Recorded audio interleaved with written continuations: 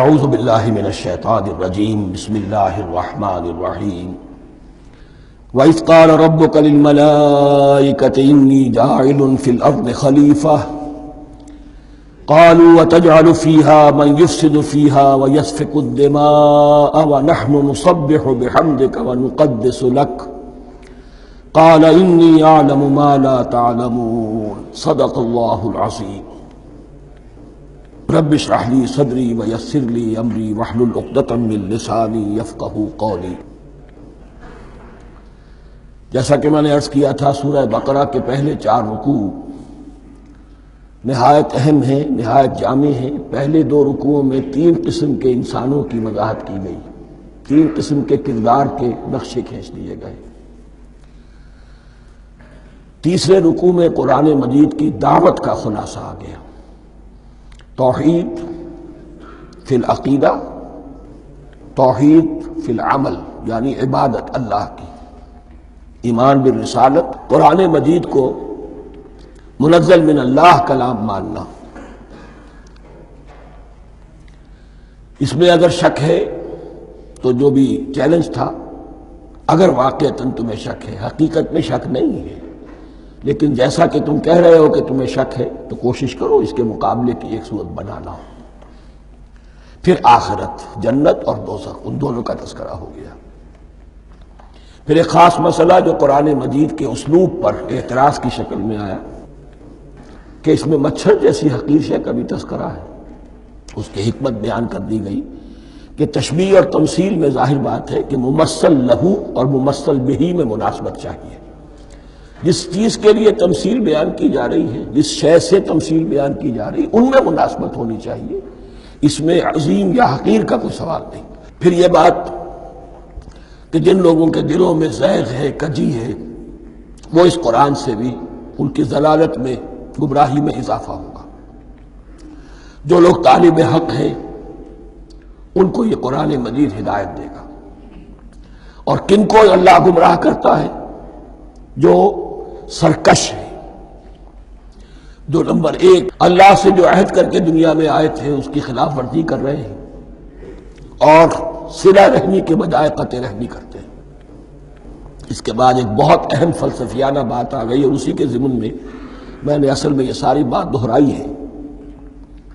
میں نے کہا تھا کہ یہ بات واضح ہوگی آگے جا کر سورہ غافر میں۔ پھر ذہن میں لائیے کہ جب یہ صورت نازل ہوئی ہے، سورہ غافر نازل ہو چکی تھی، لہذا یہاں اجمالی تذکرہ ہے، وہاں تفصیلی تذکرہ ہے۔ اہل جہنم کا قول نقل ہوا ہے، ربنا امتنا اثنتین واحییتنا اثنتین فاعترفنا بذنوبنا فہل الی خروج من سبیل۔ اے اللہ، تو نے 2 مرتبہ ہم پر موت وارد کی، 2 مرتبہ ہمیں زندہ کیا، اب ہم نے اپنے قصور تسلیم کر لیے، تو اب یہاں سے بھی کوئی اور مرحلہ ہے یا نہیں؟ یہاں سے نکلنے کا بھی کوئی راستہ ہے یا نہیں؟ اس سے حقیقت یہ واضح ہوئی، انسان کی تخلیق اول ہوئی عالم ارواح میں، صرف ارواح کی حیثیت سے، اور حدیث میں آتا ہے الارواح جنود مجندہ، لشکروں کی شکل، تمام انسان۔ ان سے عہد لیا گیا الست بربکم قالوا بلی، پھر سلا دیا گیا ارواح کو۔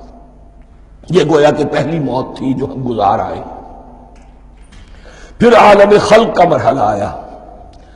عالم خلق میں یہ تناسل کے ذریعے سے رحم مادر میں جب ایک جنین تیار ہوتا ہے تو ایک حدیث ہے حضرت عبداللہ ابن مسعود سے، 4 مہینے کا جب جنین ہو جاتا ہے تو اس کے بعد وہ روح لا کر اس میں پھونک دی جاتی ہے۔ یہ گویا کہ احیاء اولا ہو گیا، پہلی مرتبہ کا زندہ کیا جانا، پہلی موت کی نیند سے جگا دیا گیا۔ اے تازہ واردان بساط ہوائے دل، اب ہم اس دنیا میں اس جسد کے ساتھ زندہ ہوئے، اب پھر موت آئے گی، جسد یہی چلا جائے گا جہاں سے آیا تھا، روح جہاں سے آئی تھی وہاں واپس جائے گی۔ ثم یمیتکم ثم یحییکم ثم الیہ ترجعون، پھر تمہیں اللہ کی طرف لوٹا دیا جائے گا۔ یہ ہے بہت گہرا نقطہ فلسفہ دین کا۔ اس کے بعد مضمون شروع ہو رہا ہے خلافت کا، جس کا اجمالی جو ہے تذکرہ تیسرے رکوع کی آخری آیت میں آ گیا، هو الذی خلق لکم ما فی الارض جمیعا، زمین میں جو کچھ ہے اے انسانوں تمہارے لیے پیدا کیا گیا۔ اسی کے ساتھ جڑتا ہوا مضمون اب خلافت کا آ رہا ہے۔ وَإِذْ قَالَ رَبُّكَ لِلْمَلَائِكَةِ إِنِّي جَاعِلٌ فِي الْأَرْضِ خَلِيفَةً، اور یاد کرو جب کہ کہا تھا تمہارے رب نے فرشتوں سے، میں بنانے والا ہوں زمین میں ایک خلیفہ۔ اب خلیفہ کی حقیقت کو سمجھیے، خلیفہ کسے کہتے ہیں؟ نائب۔ عام طور پر لوگوں کو مغالطہ ہوتا ہے کہ خلیفہ جانشین جو ہے وہ تو کسی کے موت کے بعد ہوتا ہے، زندگی میں تو نہیں ہوتا۔ لیکن یہاں اصل میں ہمارے لیے بہت آسان ہے، انسان کی جو اصل حقیقت ہے اس دنیا میں اس کو سمجھنے کے لیے یوں سمجھیے کہ ہم آج سے 50 سال پہلے انگریز کے غلام تھے، ہمارا بادشاہ یا ملکہ انگلستان میں تھا یا تھی، دہلی میں وائس رائے ہوتا تھا۔ وائس رائے کا کام کیا ہے؟ جو حکم آیا ہے ہز میجسٹیز گورنمنٹ کا یا ہر میجسٹیز گورنمنٹ کا جو حکم آیا ہے بلا چون و چرا، بغیر کسی تغیر اور تبدل کے نافذ کرے۔ ہاں جہاں کوئی حکم وہاں سے نہیں ہے تو یہاں کے حالات میں بہترین اپنی رائے قائم کرے، غور و فکر کرے، یہاں کی مصلحتیں کیا ہے، جو چیز بھی امپائر کی مصلحت میں ہو اس کے مطابق فیصلہ کر سکتا ہے۔ بین ہی یہی رشتہ ہے، اللہ ہے لیکن اللہ نے اپنے آپ کو غیب کے پردے میں چھپا لیا ہے۔ زمین پر انسان ہے، اب انسان کا کام یہ ہے جو ہدایت آ رہی ہے اللہ کی طرف سے اس پر تو بے چون و چرا عمل کرے۔ جہاں کوئی ایکسپریس ہدایت نہیں ہے، کوئی واضح ہدایت نہیں ہے، وہاں اپنے بیسٹ ججمنٹ کو ایکسرسائز کرے، اسی کا نام اجتہاد ہے۔